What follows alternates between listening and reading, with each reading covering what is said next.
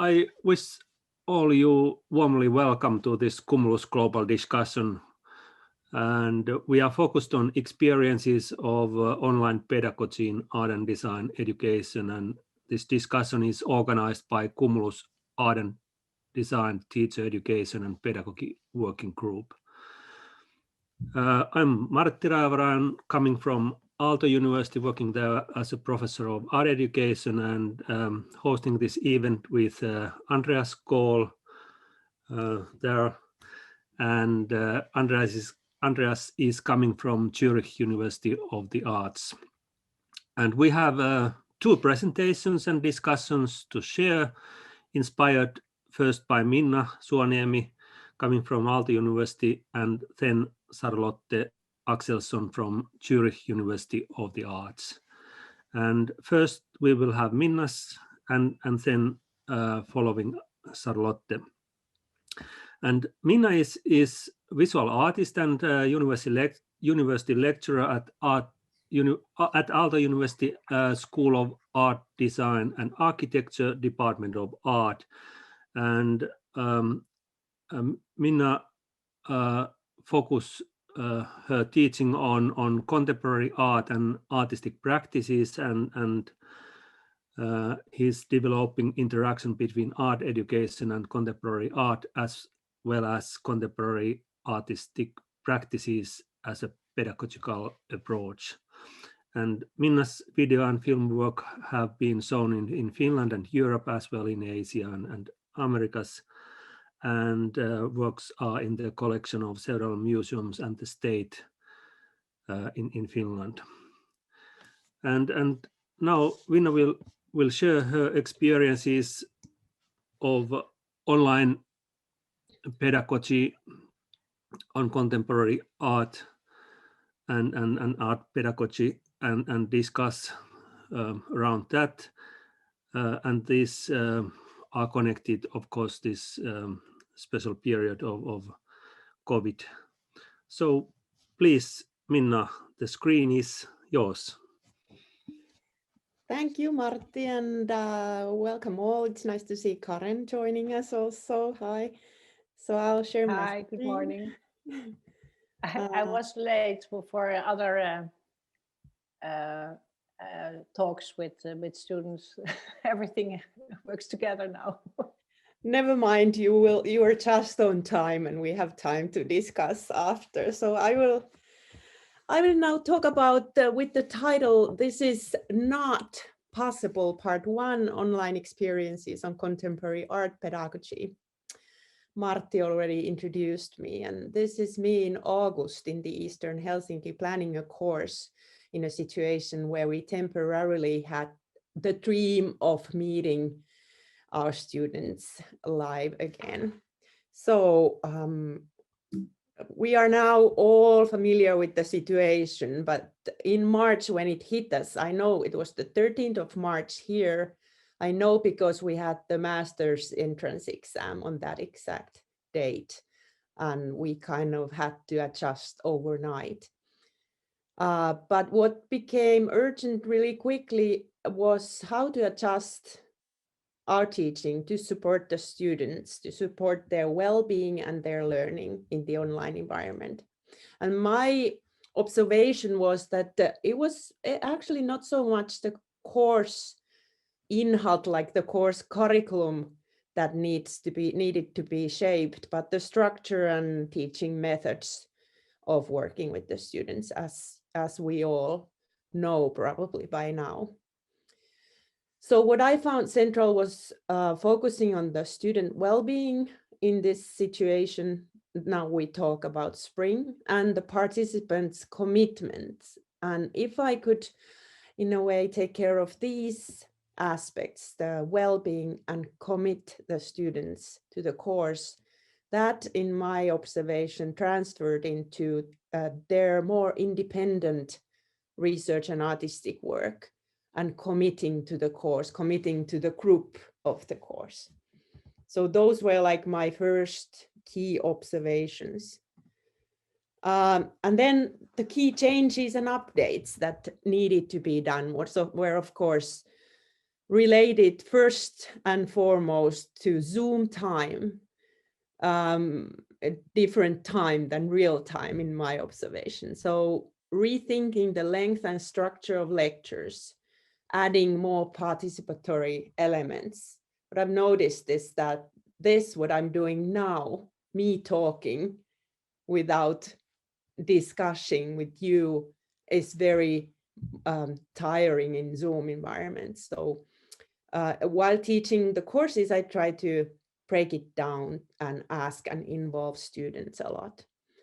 And also with larger groups, I found it important to arrange smaller group discussions in breakout rooms to give everyone agency, really.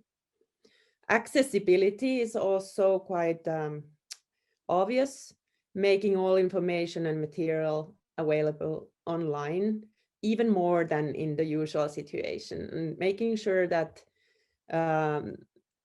when everything might not be said or people might not notice, I developed this habit of writing a sum up letter after each session, summing up what we just talked about and what was the topic, the most important parts.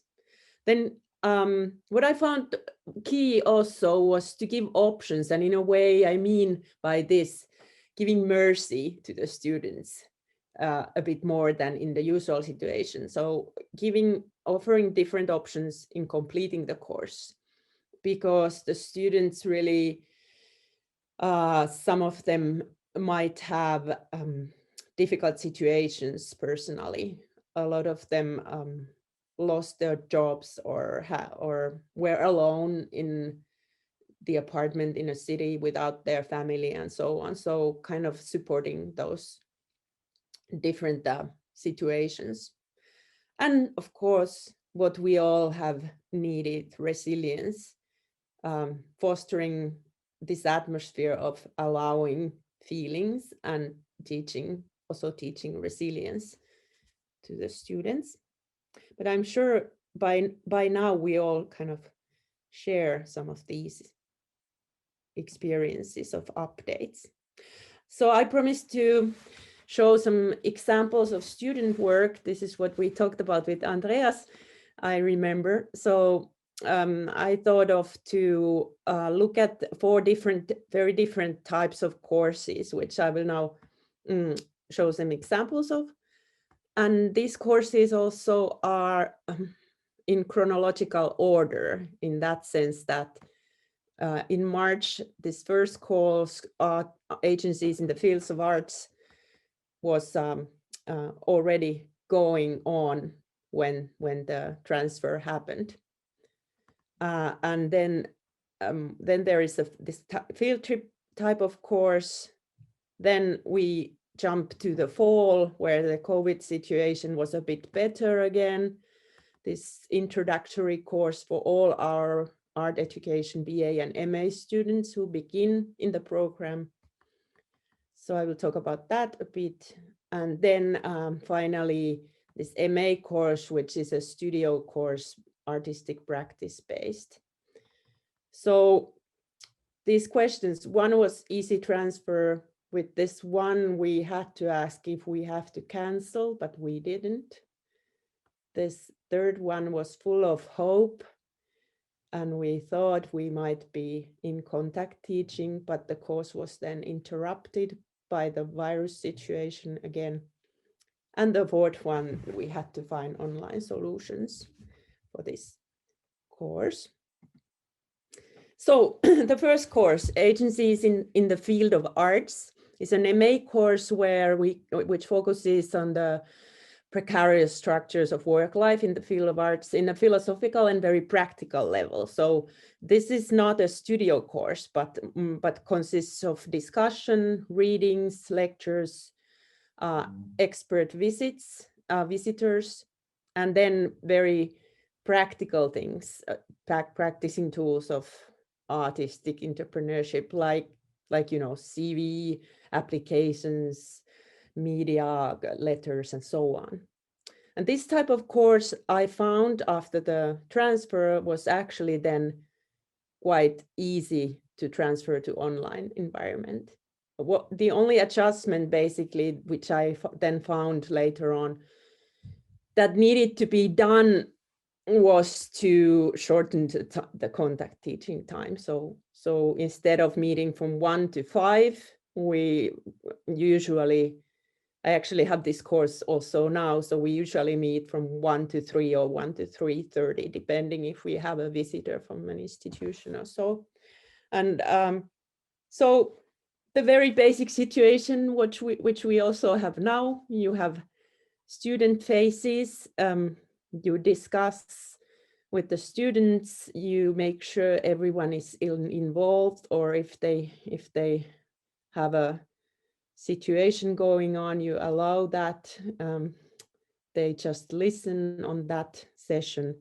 And then with this course, I used a lot of breakout rooms to go through assignments. Like, for example, they did grant applications in the actual platforms of foundations, Finnish foundations.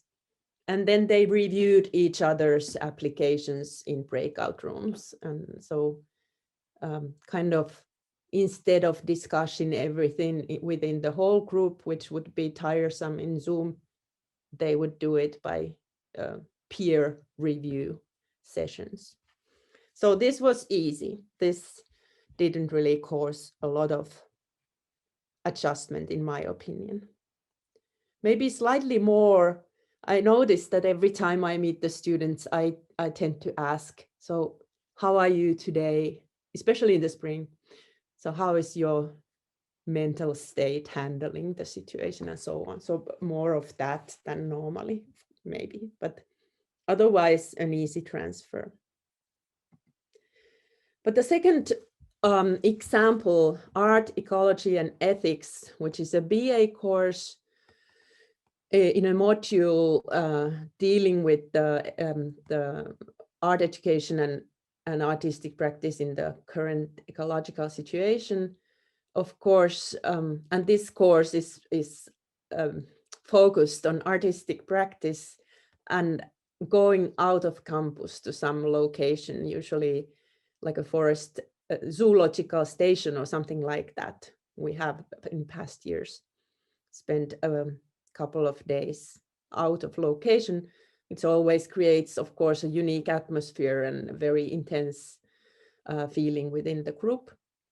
So this course, we thought, okay, do we have to cancel this? What will happen? We can't meet and go to a location. First, we thought maybe we can meet within Helsinki on a daily basis, but that was not possible the last year in April, May, when this course took place. So the course consists of pre-readings, lectures by us and a visiting artist, and individual project plans, research, and individual artistic work. So then we just decided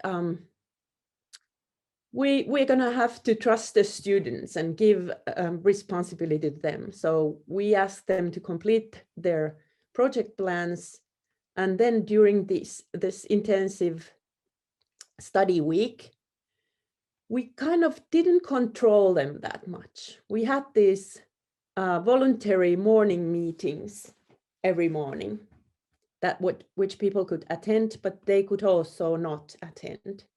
So I thought, while teaching this course, I thought, okay, the students might make something, but also not. And I was not at all sure what will happen.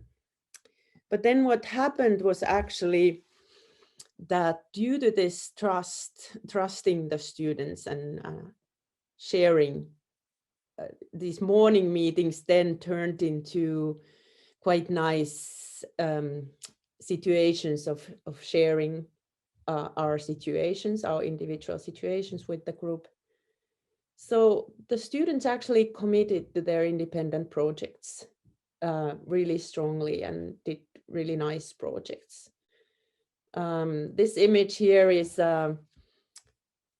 this one group, we made these rehearsals before the individual projects, and one group made this score, like rules for themselves, how to kind of research their environment where they were currently located.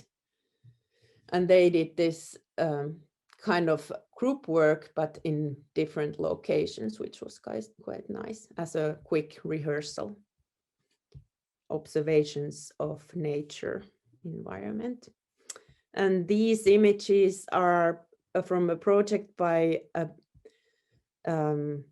then first year student Lille Santanen, who had access to this small cottage in Helsinki, in this small cottage area by a friend. And this was in April.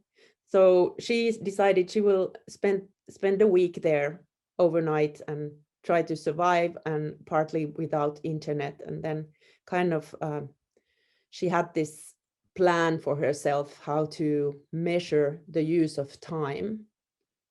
At how much time did she use for making food, how much time for sleeping, how much time for working, how much time for observation, and so on.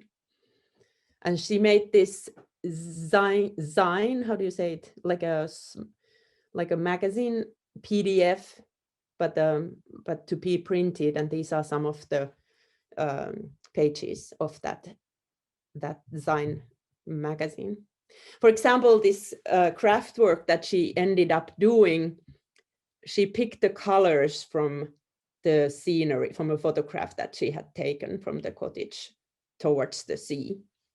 So this was quite a nice project. And what I noticed also otherwise was, which was interesting, that a lot of the student projects tended to go towards the nature and our relationship to the, so in a way there seemed to be this need of feeling the environment other than the screen where we are most of the day. So they really, by that time, from March to May, beginning of May, they had the need to be offline.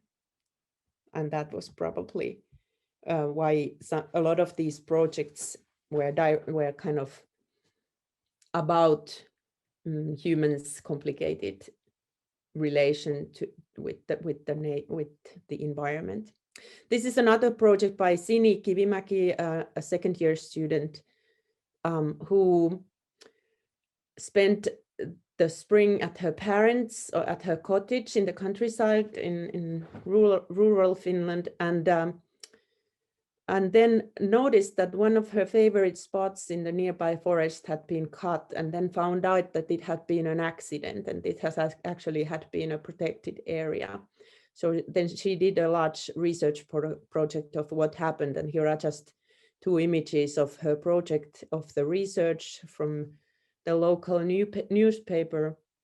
And then she did this intervention of kind of blood veins of the trees that were cut. And this was a whole kind of research project prior to this.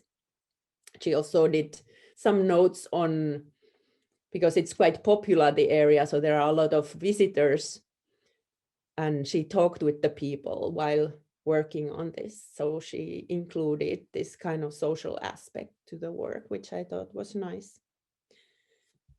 So, and there were a lot of other projects, but a lot of them, which I found interesting, like I said already, were dealing with offline situations or located in offline situations. So basically,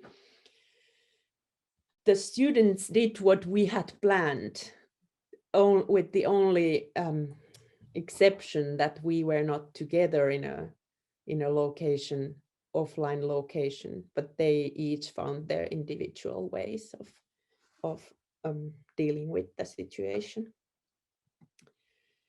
Okay, so this is my third example. Let me look at the time. So this course is kind of like one of the key courses. It's a mandatory course with the colleague that I've had for 6 years now, and it's for all our beginning students, about 40 students with quite different backgrounds and experiences, because we have this pedagogical program for people who already have a degree. So they might be practicing artists which are near my age, or they, and then there are our BA students, which might be just out of high school.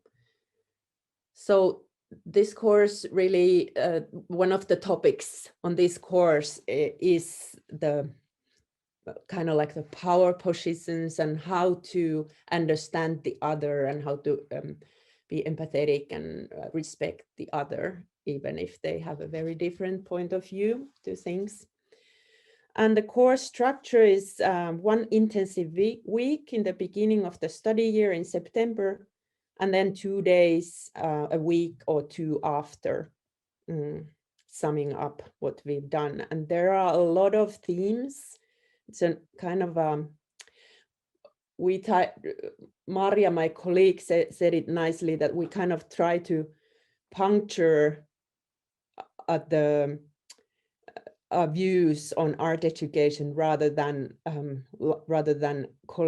collect them, or in a way we try to think of the art education and contemporary art education as an open field to a lot of threads, which then form the view of art education to each student individually. And with this course, because it was September and the situation after summer was good, we were able to meet. And our plan was actually to have this intensive week, 3 days this year, because I was supposed to be in Zurich that week, which never happened, unfortunately. But we were supposed to have the intensive week together, and we even did for 2 days. But then there had been a situation with some student gathering, and we had to transfer to online. And this kind of interrupted the course a bit, but then we tried to overnight bring it to our victory. Because this was a larger student group, we of course used Zoom, tried to use it creatively. And what I've learned, and you probably also, that it's actually for discussions could be also quite handy, because you have this possibility of people also commenting in chat, and then in a larger group use breakout rooms, and again give kind of trust the students in a sense that we don't need as teachers to look through everything, but what is important is that the students share and comment each other's work. And the students also formed communication groups within their groups and used WhatsApp and whatever tools means they wanted. And then we also used this kind of method called thinking circle, I think, to share and discuss student projects. And this meant that the students did artistic work, shared it in breakout room groups for their group members only, not to the whole group. And then we asked them within that group to formulate one question for the whole group. And then after, they had to bring that question to the whole group and also facilitate the discussion. So in a way, giving responsibility to the students was one of our methods of giving agency and committing the students. Okay, here are 2 images from Happier Times.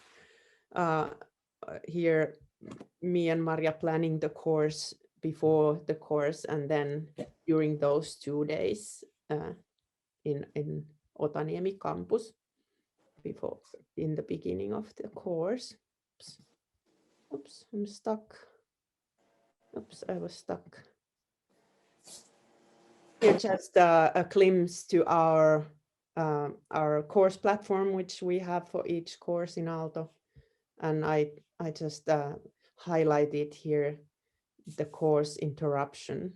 We had even gone to the Modern Art Museum during those 2 days. We were able to be present, which was really important.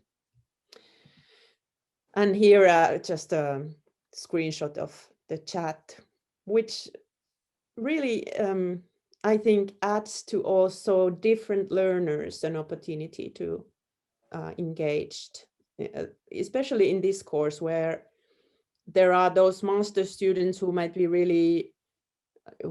feel really knowledgeable to the BA students.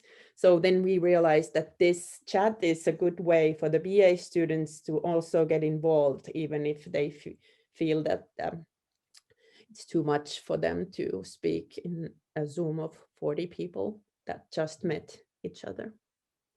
Okay, so now I will again try to show some work like I promised. One of the assignments during this course, Contemporary Art Education, and actually their kind of final work after the course is called a sketchbook, which we interpret as a research on any topic based on the course material. So during the course, there's a lot of input, a lot of reading, lots of artistic work that we share, and lectures.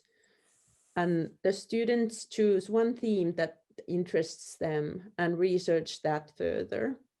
And the sketchbook is in exclamation, or what do you say, like that. So we understand it as any format. So a lot of the students also write essays, like academic essays, but a lot of them also make artistic projects. And here Johanna Kultala's project Bird Guide, which was inspired by my colleague, Professor Helena Sederholm's text, which we had as a reading on small distraction as artistic strategy and dissensus, the concept of dissensus. And there were examples by artists like, for example, Francis Alice's work. So Johanna did research on that and thought about how she could interrupt her everyday routines. And she made this kind of score for herself that she has to go each day, 5 days a week, for 1 or 2 hours to be with the birds, observe the birds. And this was from the first day. I think these images, the bird movement. She was observing bird movement. And then there's another image here, and this is bird sound, which I love this image. And but the focus and the key of this project was basically to change her routine, to try to change the point of view, to really take time each day to be with another being, to try to adapt to someone else's perspective to the world. So I love this project by her. And of course, there were 40 other projects, which I won't now share with you. So now we are in my final example, the lens-based contemporary practices, an MA course, which is an elective course, and this is like kind of like my course in that sense that I have studied this course in the program, and it's about going to exhibitions or seeing work and discussing work, doing some reading on art and art education, and then working on group work and an emphasis on individual artistic processes. And somehow this course has emphasis on moving image, performance, site-specific art installation, sound, this type of approach to contemporary art, but not so much through the medium. So this is not a basic course on, for example, photography or video technique, but a course which comes after the basic courses. So students are expected to know the basics. This course this year had a structure of 1 intensive week and 1 day a week through one period. So from October to December altogether, and then in January still exhibition. So what happened was we were able to meet in October, but after 2 days, again, we transferred to online mode and decided that the exhibition will be online exhibition, of course. So what we had time to do was to loan equipment, which is actually really key in these types of courses where you work with specific equipment and specific space. So we had time to introduce some 4K cameras and try together in groups some binaural recordings. And a lot of students, of course, when we tried these together, were excited about the possibilities and then used it in their projects.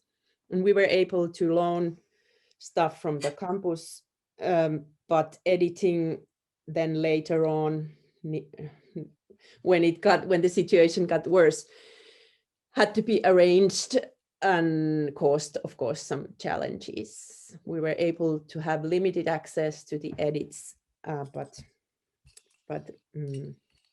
well, the students solved it the best they could. And they did, again, they did amazing work in this situation, in this tricky situation, and very different types of work. So if I still have some time, right, Martti?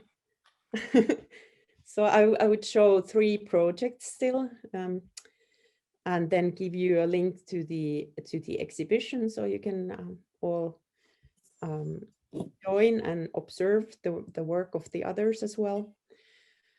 This work, Heroic Void, is by Saara Konttinen, and why I chose this is that she actually made a piece that should be shown in a real, how do you say, real life, real space.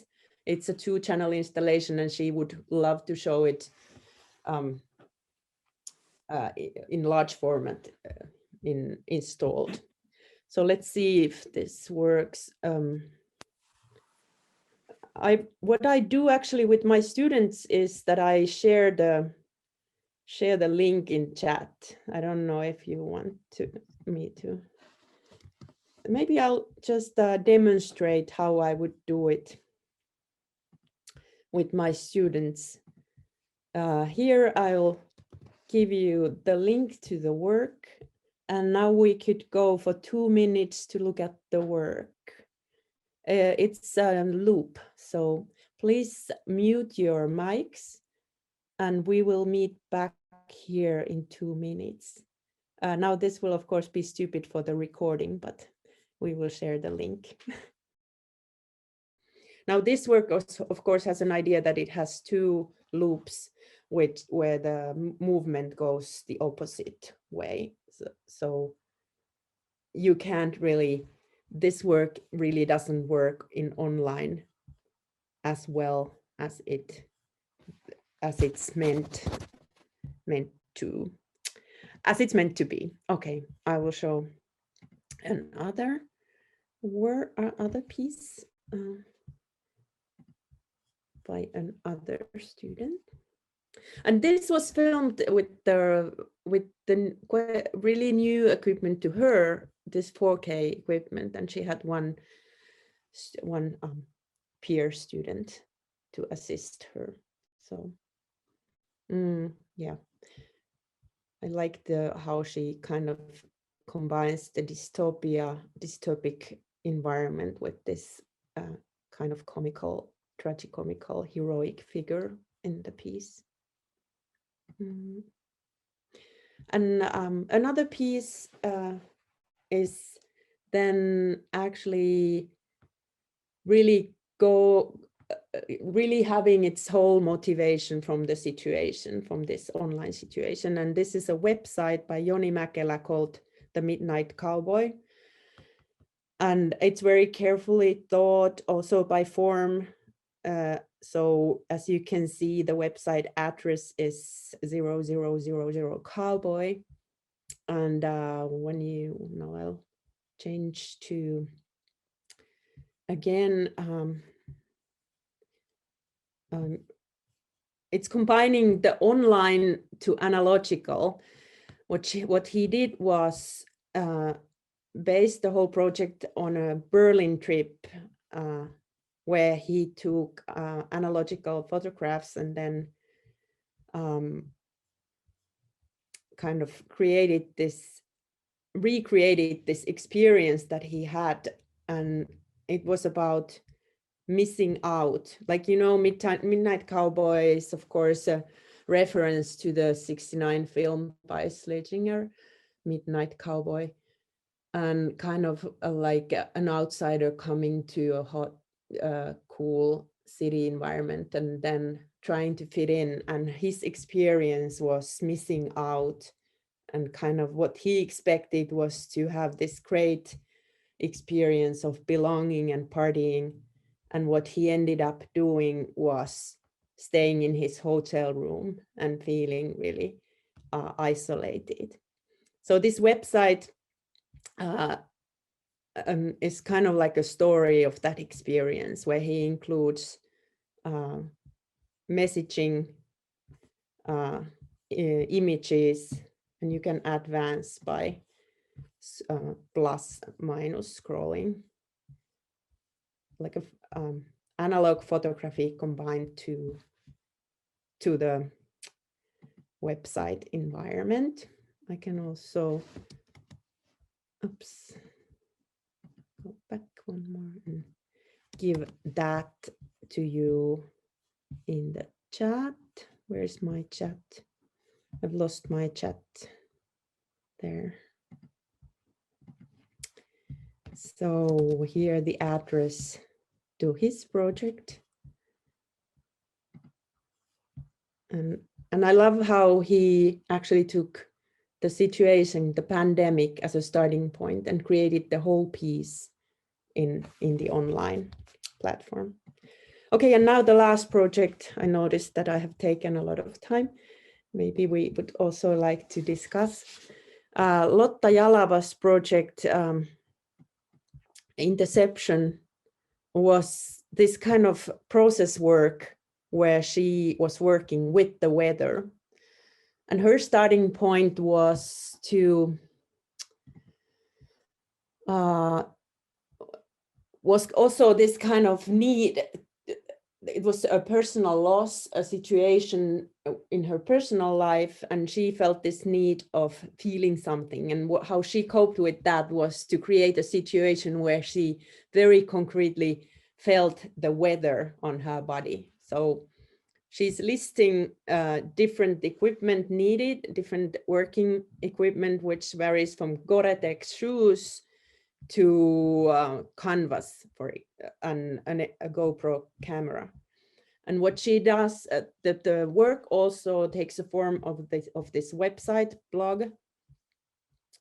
And she quite nicely combines different elements of diary, notes, photography, video work, video clips, and images of the process, and there are some really impressive clips. I will maybe now just share via screen some of them, or one of them, to finalize. She kind of, what was nice in her project was that she waited for the ultimate weather conditions. She waited for the worst weather, and then she went outside with her equipment and kind of included the weather as her co-worker.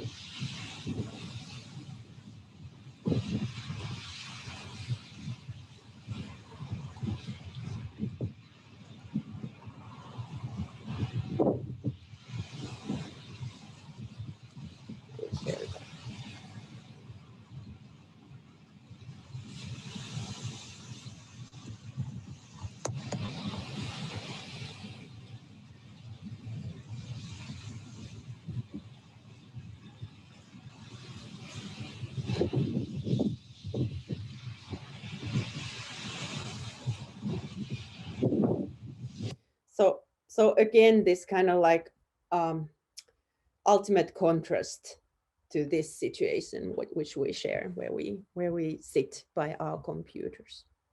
Okay, and now I've almost shown the glimpses of work I wanted to show. As an exhibition platform, we just decided to use this simple link tree because the work was so different in format. There was also sound work connected to a map and so on.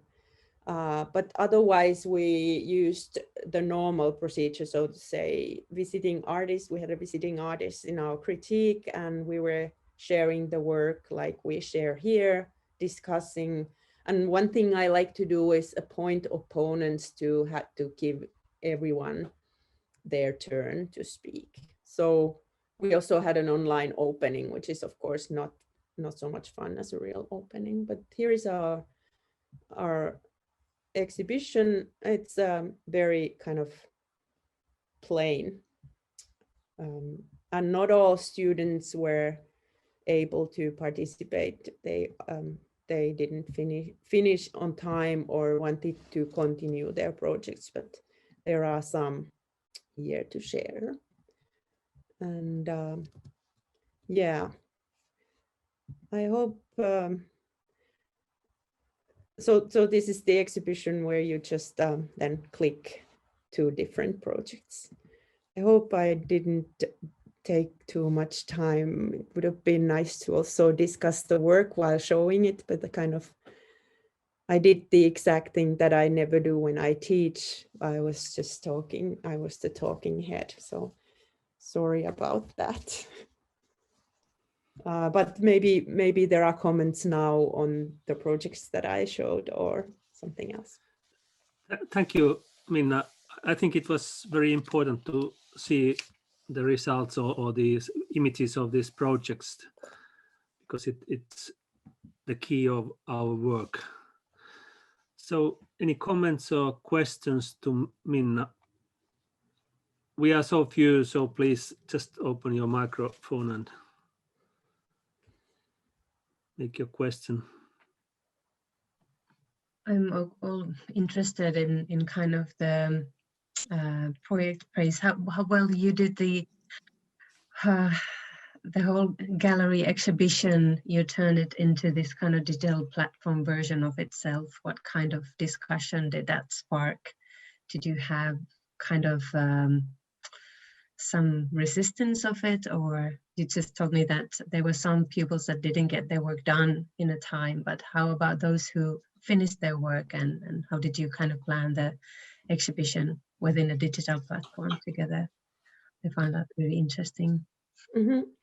Yeah, that was a really good question, which I didn't have time to open up in my presentation, but we did this kind of like I would do also if we would have a real life exhibition, but they had different roles, and some people, well, do you mean executing it or negotiating it actually? Well, after the negotiations comes the execution. Yeah. So of course we had a lot of discussion about what would make sense for the work, and this is why we ended up with this link tree, because there were very different shapes of works. One person did installation in their home, in their balcony. That was really nice. But it's then, of course, it turned out to be a video work after all. But then the execution was done by appointing roles. So some people wrote kind of like a media letter. How do you say media? like a text about the exhibition. And some people manage the Instagram. We have the Artet Instagram, where we then made the exhibition kind of open. And yeah, it was like group work, but through discussion and through giving roles to different students. I did not myself execute the exhibition, except I might have. Yeah, we put together the site in a meeting, in a teaching session. I don't know if I answered what you asked. Hey, well, thank you for the answer. Yeah. I think it's always interesting how to kind of turn into something that is an artifact into this kind of digital version of itself. What kind of things you have to consider with that process? Yeah, and of course, yeah, on that there was a lot of discussion earlier when there was still hope to have something, to have a real exhibition. So there was a lot of discussion of that, and that's why I showed Joni's piece, because this website, because he kind of started already from early on to work with the idea, to take it as a starting point, that the piece is the piece in its nature is it's in this format, that it should be in this format. But the other work that I showed, of course, like Sara's piece, is supposed to be in a gallery or type of environment with 2 projections and nice sound. And then I think Lotta made a version. She would have loved to have it as a type of research installation with these different artifacts and video and photographs and, you know, process work type of installation. But I think I loved her presentation as well. How she made it to a website. I like the way you did it. We have, I'm teaching at the Zurich University of Art at the bachelor program, and we had a different concept for showing the work online. So I put the link in the chat too. And the concept was much more like a corporate website, which had some kind of official aspect, but on the other side, it's much more structured in the way that you can show something, but you can't show any work. Yeah, it's and of course, the opposite concept of yours. This is a very like light structure what we used, and it was exactly because the work was so different in nature. But of course, I think like an ideal option would be this kind of more official website, and then find solutions for different work. But this was also maybe a time issue with this. Yeah. I really love this. This looks really nice, Andreas. But I think the key point is just what you said, that when you started the process, you started the course, you didn't know what's going to happen, whether it should be face-to-face or virtual or blended or whatever. So it means that, for instance, those students who are making video work, they don't know how it will be shown. Like you showed this example that it was planned to be gallery space and having these 2 screens and totally different kind of situation. But if the starting point is that you make a website, so it's a new kind of different kind of thinking, that this will be seen through a screen on your laptop or computer. Mm-hmm. It's different. And we were, of course, we were dreaming of having, or we were even discussing if we could have something. And there is actually one piece, this sound piece is kind of like, it's located, you have a map, and then you're supposed to go to that location and have headphones on and listen. So people were trying to think of different options. And we were talking about, for example, one student project last spring, they did an exhibition to Kruunuvuorenranta in the forest just for 2 days, which I found really interesting alternative also. I think I like your link tree concept in the way it's much more adequate to an exhibition which was in real space probably, and you have to go to different rooms. But I've got another question. I just wonder, also from my experience, how do you think did the content or the topic of the students' work change? I have no idea what it looked like a year before. Is it a basic change in the thinking of the students' work? Well, well, maybe not so much, which was a surprise to me. Maybe not radically, the content. But of course, the content, for example, in Joni Mäkelä's case, changed because he then based the whole work. Because you can't kind of detach content and form completely. So the idea of making a work about online, the contradiction of expectation, reality, online, real life, you know, the whole work I think was about the situation partly. But overall, if I'm thinking of all the projects or all these, like about maybe 80 projects of these courses, the content I think did not change that much, except for this emphasis on somehow going offline, going to the nature with the body, like feeling something. That was really present in a lot of the students' projects. Maybe whereas in previous years there have been more emphasis on, you know, digitality and so on. So this was like the opposite. So you had something. Yeah, actually, if I still have time to ask a question, and actually that was something that I was interested in. Sorry, I missed the first part of the session. I think the first 15 minutes or something. But I think the examples you showed, I think it was interesting that kind of that.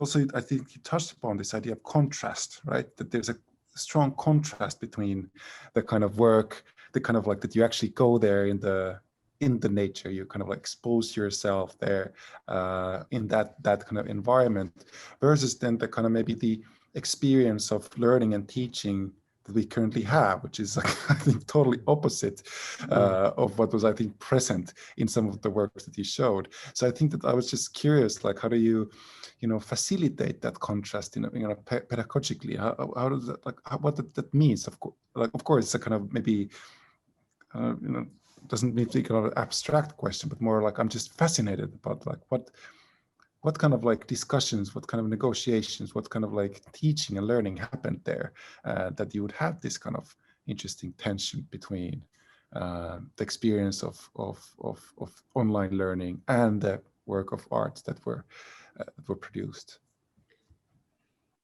Well, maybe it had to do, like, I don't know if you saw this one course example from the spring that I went kind of introduced, where we were supposed to go out of campus for a week, but then we ended up, because there I talked a bit about that, how we then handled the situation just by trusting the students of working on their own and not spending the week in Zoom, but just have very casual morning meetings each morning. So kind of, and then by the end of the year now, of course, everyone is so tired of Zoom. We kind of try to be merciful and shorten the sessions here and then trust the students to work on their own. So I don't know, but it's that's a tricky question because there is a lot to be discussed. So then what often happens is then you have spent the 2 hours in Zoom and then you still have lots of topics and comments, and then you realize everyone is already, now let's have a break and then maybe meet shortly, but not for 2 more hours. So yeah, I don't know if that, maybe it's a more philosophical question, but what I've noticed is that there's a great need, that the students really have a need for this kind of contrast offline. So I try to give opportunities for that. Okay, thank you, Minna. Now we have used 1 hour for the first discussion. So do you need a break, or shall we continue immediately? Now, from my pedagogical experience, I would say let's have a 5-minute break. Okay. Okay. If that- Five that's minutes, okay. and then we will start with Charlotte. Great, thank you. Thanks for the questions, Tytti. It's nice to see you.